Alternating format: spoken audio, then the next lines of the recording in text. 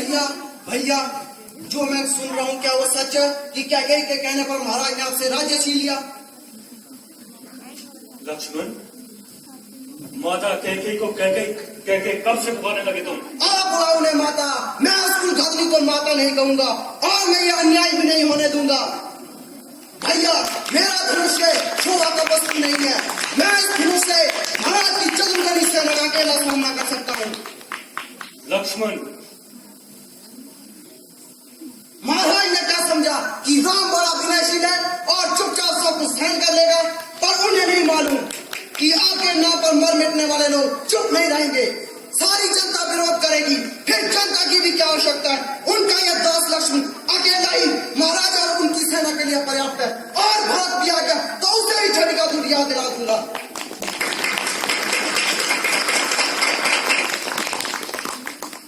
चुप रहो लक्ष्मण।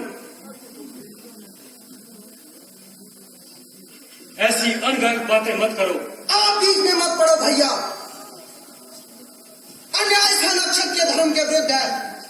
शत्रु पार करे और उसका उत्तर न देना उसकी वीरता पर धिक्कार है।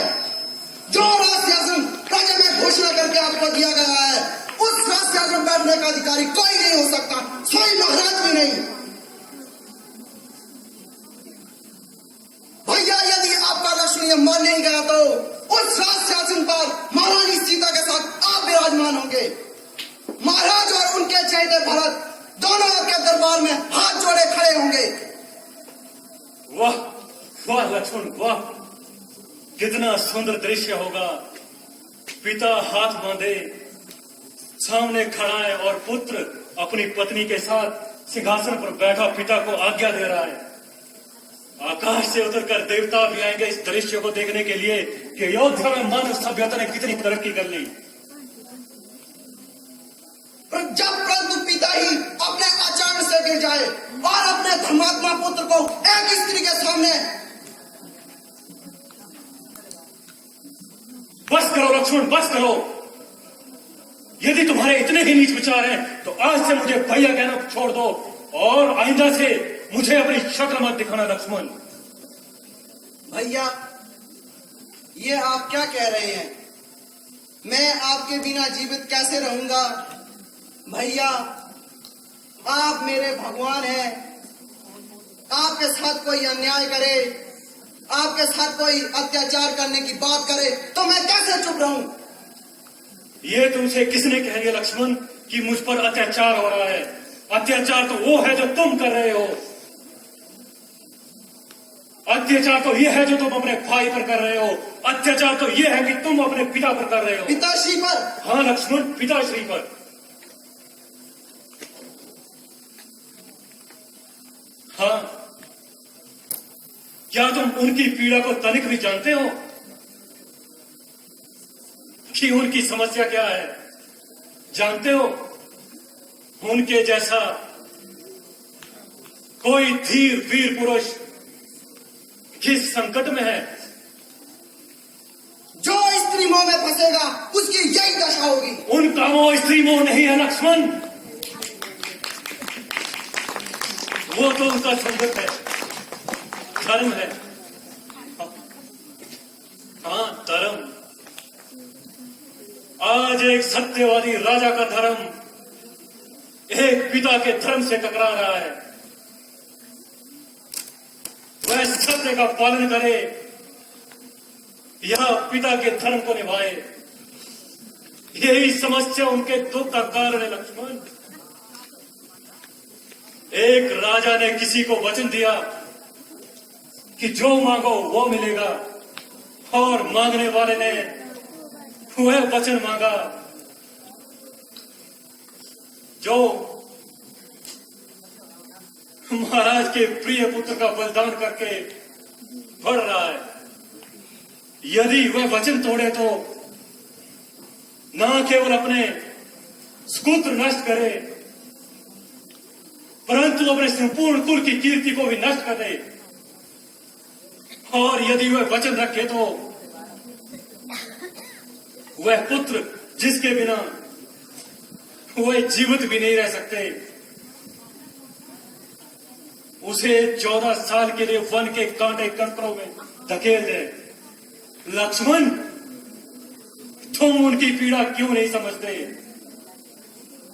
उनकी अवस्था आज उस घायल शेर की तरह है जो किसी शिकारी के जाल में फंस गया है।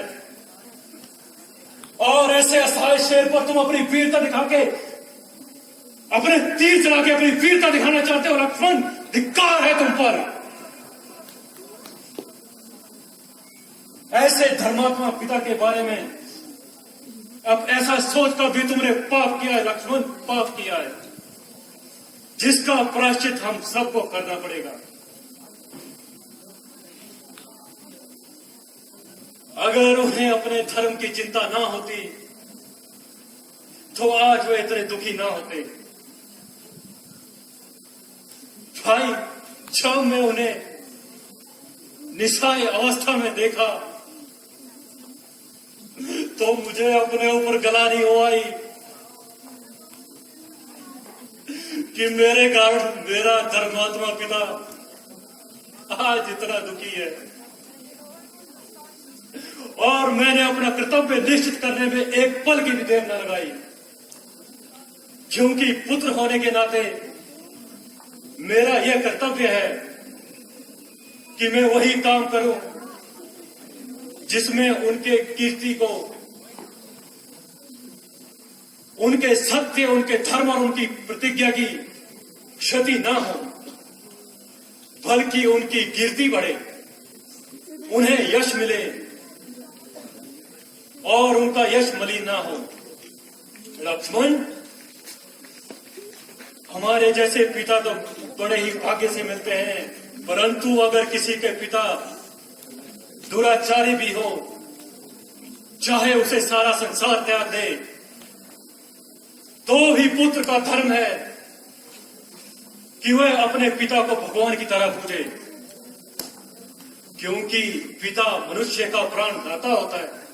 लक्ष्मण, जो पिता की भक्ति नहीं करता, देवता तो क्या स्वयं ईश्वर भी उनकी पूजा को स्वीकार नहीं करते। लक्ष्मण भैया, क्या माता कैकेयी के इस अपमान को चुपचाप सहन कर लेंगे?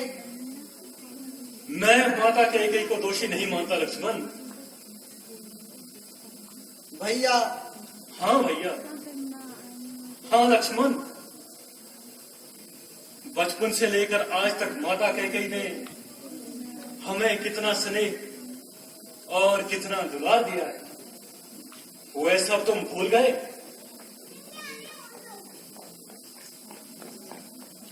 वो तो निश्चल प्रेम की एक ऐसी पवित्र नदी है जिसमें सदा ही स्नेह की लहरें उठती हैं।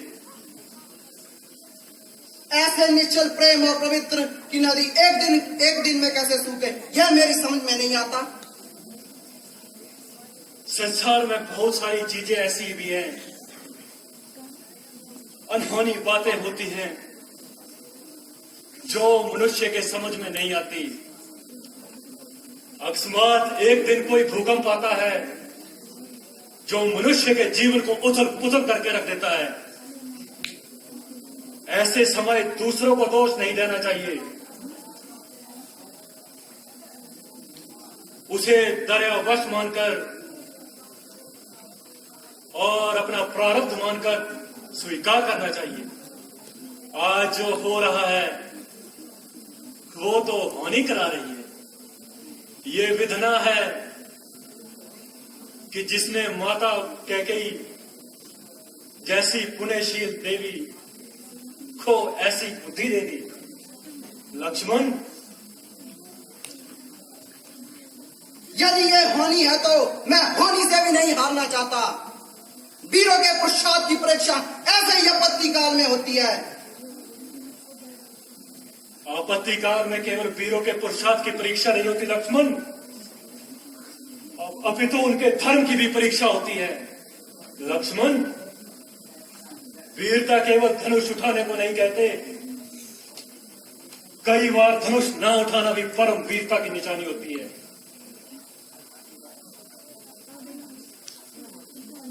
रख दीजिए धनुष और मेरे जाने के पश्चात राजा भरत की सेवा में धारण करना। भैया, आपके जाने के पश्चात इसका क्या अर्थ है? यदि आप बन जाएंगे तो मुझे भी जाना होगा। नहीं लक्ष्मण, वनवास मुझे हुआ है, तुम्हें नहीं।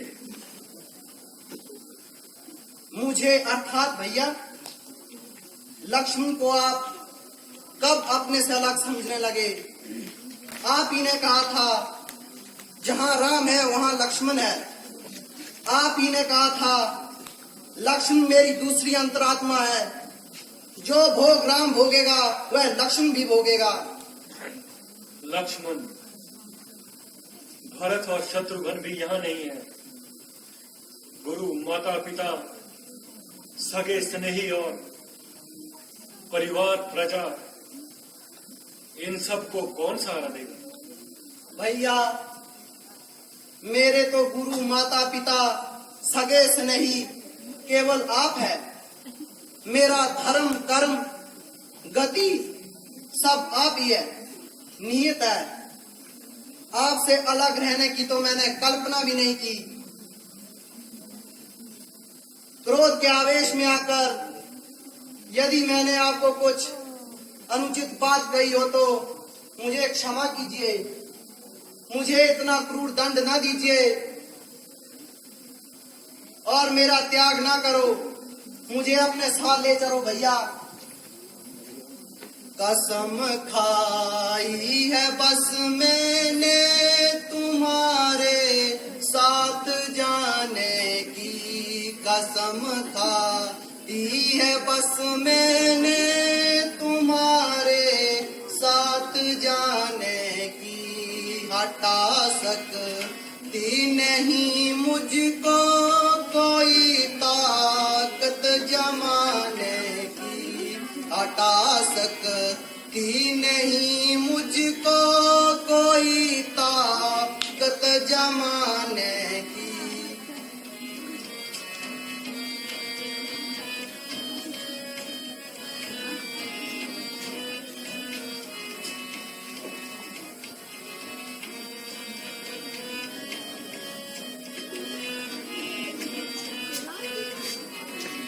मुबारक हो भारत को राजधानी इस अयोध्या की।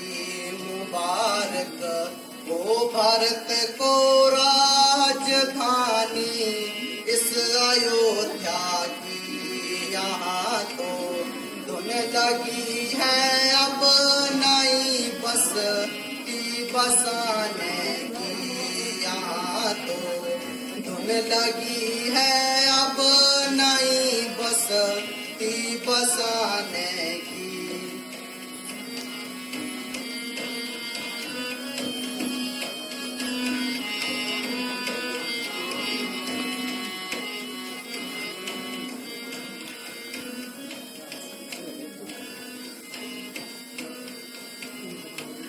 कसम खाई है बस मैंने तुम्हारे साथ जाने की। कसम खाई है बस मैंने तुम्हारे साथ जाने की।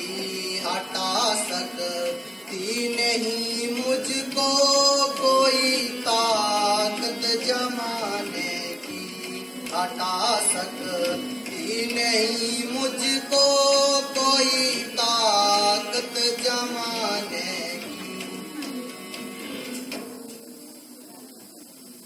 लक्ष्मण, मैं तुम्हें अपने साथ नहीं ले जा सकता।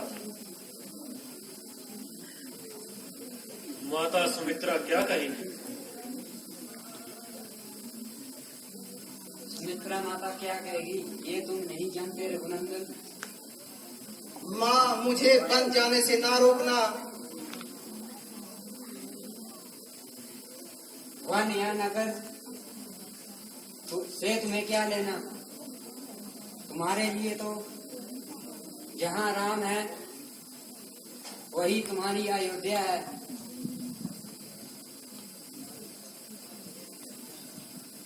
यदि सीताराम बन जाते हैं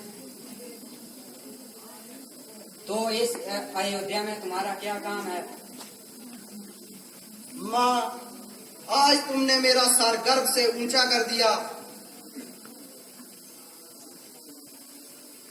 पर मुझे तुम पर तब गर्व होगा जब 14 वर्ष के बाद मैं ये सुनूंगी कि तुमने अपने बड़े भाई की सेवा में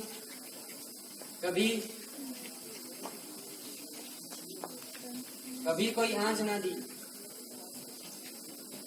सीता तुम्हारी माता है और राम तुम्हारे पिता। ये सो जाए तो पहरा देना, ये खा ले तो, यदि कुछ बचे तो खाना। इनके रास्ते के कांटे अपनी आंखों से चुनना। इतनी सेवा करना कि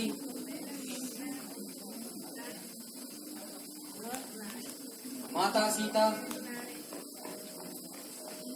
महलों के सारे सुखों को भूल जाए। लक्ष्मण, इतना याद रखना, संसार में सेवक का धर्म सबसे कठिन धर्म है। धन्य है सुमित्रा, तू धन्य है। तेरी कोख अपने दोनों लाल बड़े भाइयों की सेवा में समर्पित कर दिए। तेरा अनुपम त्याग, अनोखा धैर्य देकर मेरे दुर्बल मन को सहारा मिल गया। नहीं दीदी, महान तो आप है। आप सही तो हमने सीखा है।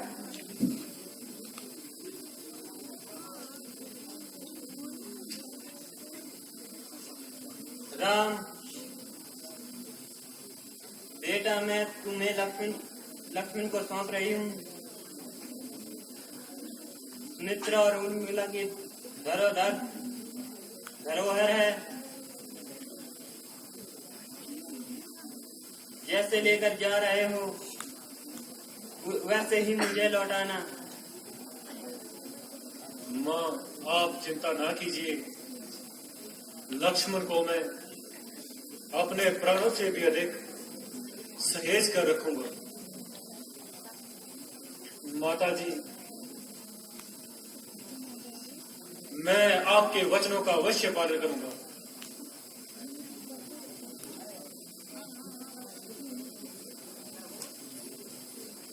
चिरंजीव रहो बेटा, भगवान तुम्हारी रक्षा करे।